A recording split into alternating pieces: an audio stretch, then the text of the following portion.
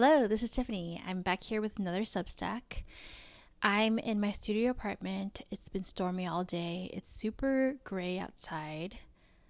The energy in the apartment is pretty energetic. I have my iced coffee here, which is yummy. But yeah, let's get into it. I sat down like 2 hours ago and I just didn't know what I was going to write, but this came to me and I'm excited to share it with you all. I titled it on being too much and how I'll just get bigger. It starts with a quote. It's a quote by Akwaeke Emezi from their book, Dear Cynthia, a Black Spirit memoir. Quote, like that thing where you show someone just a little bit and they run. And then you think, wow, if just this terrified you, the tip of a feather, how am I supposed to open up entire wings? If I'm already so alone with this useless human face pressed over mine to make you more comfortable, how bad will it get if I show you my non-human faces? When I see a child throw a tantrum or cry really big, my instinct is now to tear up and want to hold them so close, not necessarily to comfort them, but to assure them that it's okay for them to feel big and be seen. Because that's what I want as a 35-year-old. Just yesterday, I was video chatting with my sister and my nibbling, who is 1.5 years old. My nibbling was eating a muffin, and when my sister went to help peel the wrapper off, it was over. Their little glorious face contorted to be the most pained face. Instant tears, a loud cry, cheeks red with rage. It became very clear very fast. They didn't want my sister to peel the wrapper. And either they wanted to do it or just eat the muffin with the risk of paper in the mouth. As I watched this unfold, tears came into my eyes because I know what it's like to feel my agency being taken away from me. I relished in this new human to express that quickly and vulnerably. What would it be like for me to be soft like a toddler with my most beloved chosen family? I'm not even sure if I'm soft like that with myself most of the time.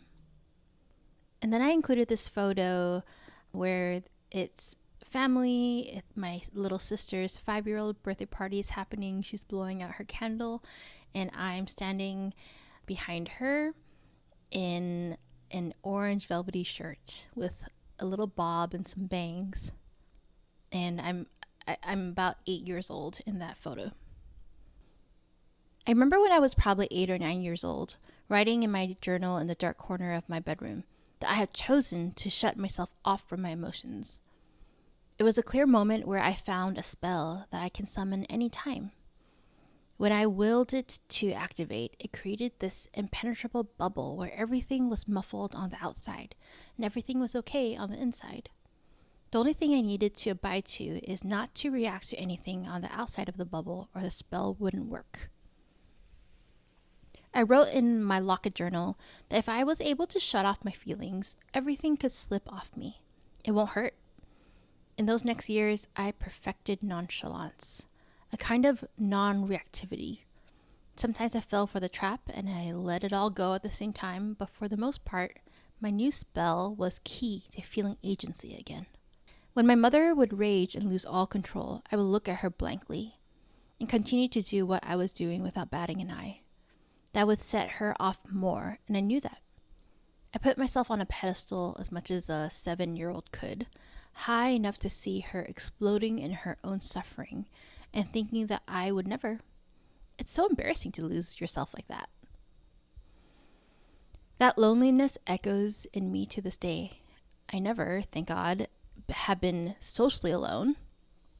Throughout the seasons, I've found community, even though in hindsight, many of the communities have been shallow as hell. But that kind of loneliness to myself, within myself, is such a distinct flavor. I'm reading Dear Cynthia by Akwaeke Emezi right now, and it is hitting. I'm only 40% through the book, but it's clear what the themes are. Emezi writes so rawly and so otherworldly about what it takes to be honest with ourselves and each other in relationship in creating, in resisting, and in being. Quote from that book. For people who live in the knuckles with 67 faces, it's not really about pretending to be people you're not. It's more about faces for all the things that you already are. Blurred spaces, trickster mobility, end quote. Their take on code switching or mask wearing is so refreshing.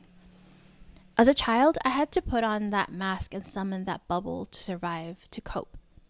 It was the face that kept me the safest. The past 15 years, I have been learning to take that mask off when I'm alone, and then also dipping my toe into taking that mask off in front of people I choose. When I read the quote at the top of this post, which I'm going to read right now.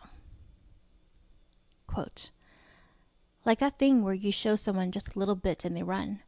And then you think, wow, if just this terrified you, the tip of a feather, how am I supposed to open up entire wings? If I'm already so alone with this useless human face pressed over mine to make you more comfortable, how bad will it get if I show you my non-human faces? So when I read the quote, I physically stopped doing the dishes and had to listen and read it again. It's what I've been talking to my dear ones recently. There have been so many people in my life who I thought were for me, and when I showed them a flicker of my heart, they ran away. Too harsh, too fixed, too sure, too much. What do you mean? I didn't even go hard. I didn't even show the breadth of how I feel and how I can create and how I can expand. If you can't handle that little bit, it's clear you can't handle me at all. I'm so tired of bending and wearing masks. I can and will do it to survive, but I'm tired.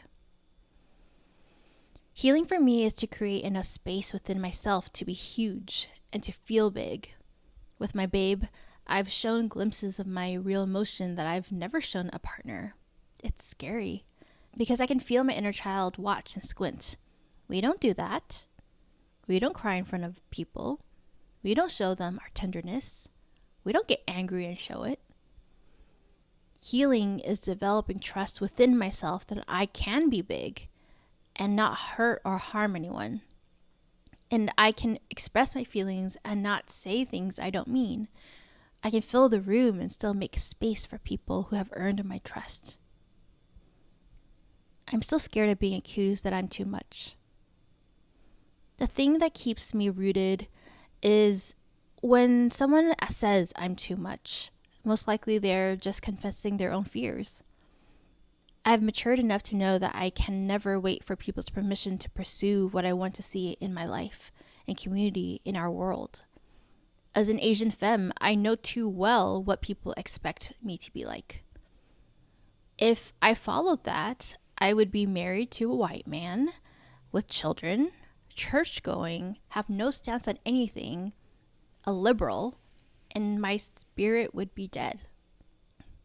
Another aspect about letting people see a glimpse of me is that it attracts people who want to extract from me.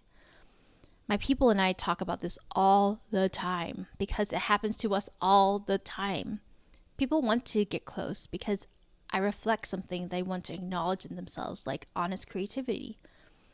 But the moment that they are confronted about the cost it takes to be honestly creative, they attack or leave, as if I am the source of why they are not living into their potential, as if I am the reason they aren't ready to pay the price. No thanks. So for my ending question, what does liberatory imagination spark in me today?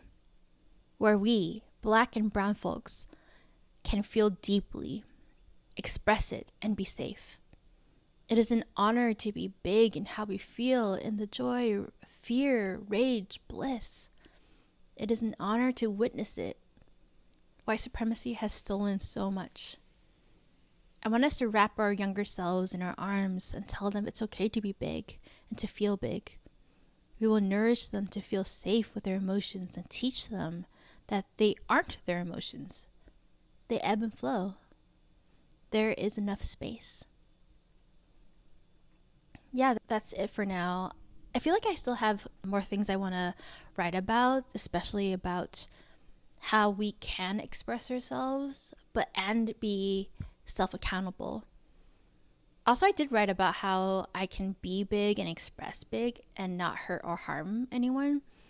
And there's a little more nuance to that, because even though I'm saying something that I stand behind, it could hurt someone's feelings. And that's okay. And I think part of healing is being clear about what I have control over and how that may or may not impact people, and when I should really care and when should I really be centered and do my thing, and letting go of the control. Like, they get to react however they want because they can, and that's okay as long as it doesn't put me in danger. All right, so that is it. Feel free to subscribe and make sure to support me in different ways. Please buy me a cup of coffee. I am still trying to figure out how to make ends meet. But thank you for tuning in. More from me next time.